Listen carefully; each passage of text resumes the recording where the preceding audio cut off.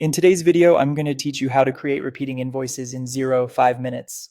By the end, you'll know exactly how to set up an invoice that sends itself on a schedule, saving you time and keeping your cash flow predictable. Start by heading to the Xero login page, click the login button, then enter your email and password. Click login again to continue. If your account uses extra security, complete that as prompted. Once you're in, you'll land on the main dashboard, which gives you a snapshot of your business. From here, we're going straight to the sales area so we can create the repeating invoice.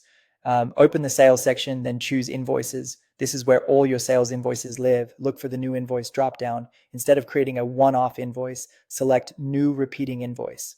This opens a dedicated form specifically for invoices that recur on a schedule. Now set up your repeating invoice. Start with the schedule. Choose how often it should repeat, such as weekly or monthly, and pick the start date. If the arrangement has an end date, set that too. Otherwise, leave it open-ended. Choose when the invoice is due relative to the invoice date, like due on receipt or due in a set number of days.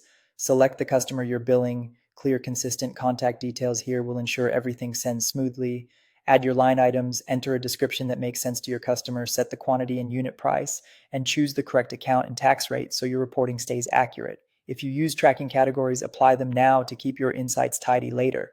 Many businesses find it helpful to use a reference or invoice prefix to distinguish subscriptions or retainers from ad hoc work. When everything looks right, click Save. You'll be prompted to add the recipient's email for automatic sending. Enter the email address you want invoices to go to, and consider adding a friendly subject and message so customers recognize what the invoice is for. Keep it professional and concise, and avoid including sensitive information. Finally, click Done. That's it. The repeating template is ready, and Xero will generate invoices on the schedule you set. Before you move on, double check the first run date, the due date rules, and tax settings.